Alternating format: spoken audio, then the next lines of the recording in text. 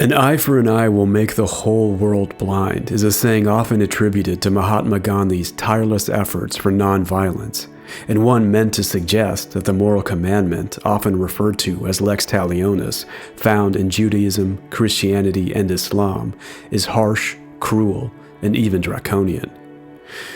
Such an interpretation of retributive justice in the Abrahamic traditions is not only misleading, it's patently false for a myriad of reasons, including the fact that it's simply an exceedingly poor theological interpretation rooted in the unending desire by many to denigrate the Abrahamic faiths ad nauseum. Before we really get into the discussion, please like, subscribe, and comment down below.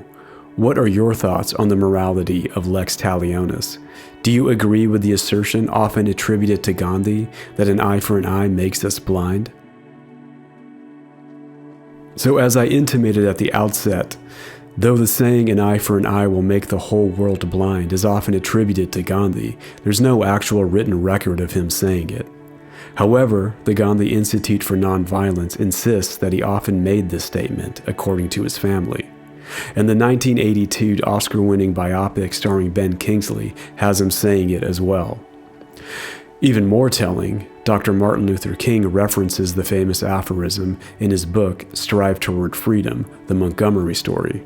Dr. King writes, quote, "Violence as a way of achieving racial justice is both impractical and immoral. It is impractical because it is a descending spiral, ending in destruction for all. The old law of an eye for an eye leaves everybody blind. It is immoral because it seeks to humiliate the opponent rather than win his understanding. It seeks to annihilate rather than to convert." To be sure, both Dr. Martin Luther King and Gandhi are religious giants in their own right.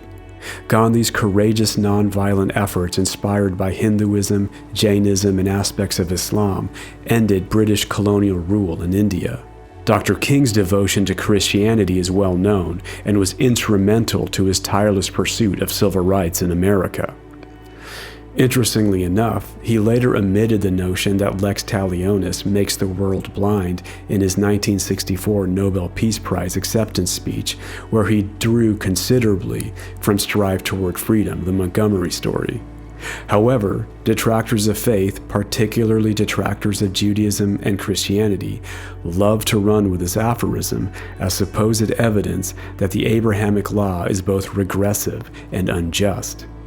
Nothing could be further from the actual truth of the matter. Retributive justice in the Abrahamic traditions was not at all intended to sanctify revenge.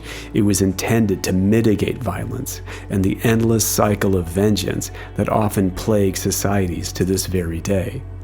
It was a limiting principle, not an encouragement for retaliation. In other words, it's only an eye for an eye, only a tooth for a tooth. As ordained by God, one is not allowed to pursue an unbridled vendetta, no matter the severity of the crime. Instead of leveling an entire village over any wrongdoing, great or small, fairness and justice in equal measure reside at the heart of the biblical commandment. Islam and Christianity take the commandment a crucial step further and explicitly encourage forgiveness and charity above all else as being most pleasing to God, even in the face of wrongdoing for the aggrieved party. And, I would argue, this is exegetically implicit in Jewish law as well when taking the canon of Judaism in full measure. In Matthew 5:39, Jesus states, quote, "You have heard that it was said, eye for eye and tooth for tooth. But I tell you, do not resist an evil person. If anyone slaps you on the right cheek, turn to them the other cheek also." Unquote. This verse in particular seems to have inspired Dr. Martin Luther King's initial proclamation in stating, "An eye for an eye makes the whole world blind." Though it seems misleading to suggest that seeking justice is somehow synonymous with seeking humiliation or annihilation, as Dr. King seems to initially imply in Strive Toward Freedom. To be sure, it seems that Jesus demands forgiveness above all else, even in the face of injustice, though countless Christian scholars have argued that such an ideal is to be pursued on an existential and individual level and not as a societal mandate or decree. Practically speaking, forgiveness as a sole mandate in seeking justice fails any social contract. There is a need for justice to redress wrongdoings on a practical level in order for a society to maintain order, function, and flourish, and not devolve into unrest and cycles of violence.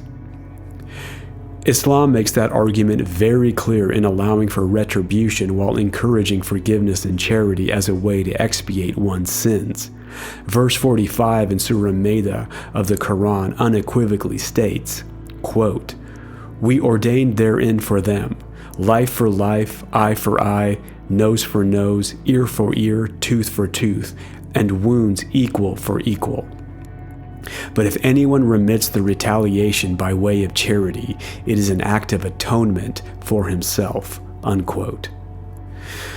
Forgiveness of any wrongdoing is considered the highest ideal, though God's wisdom allows for the seeking of justice, knowing that human nature often struggles with high idealism in the face of immediate wrongdoing, suffering, and loss. Far from being regressive or draconian, the Abrahamic commandment of an eye for an eye, a tooth for a tooth, allows for justice while mitigating unfettered violence and the endless cycle of vengeance. The additional proviso of forgiveness found explicitly in Islam and Christianity takes the commandment to its highest ideal as an invitation to draw closer to God. What are your thoughts on the subject? Is it possible for a functioning society to not have some form of retributive justice? If so, how? I'd love to hear your thoughts.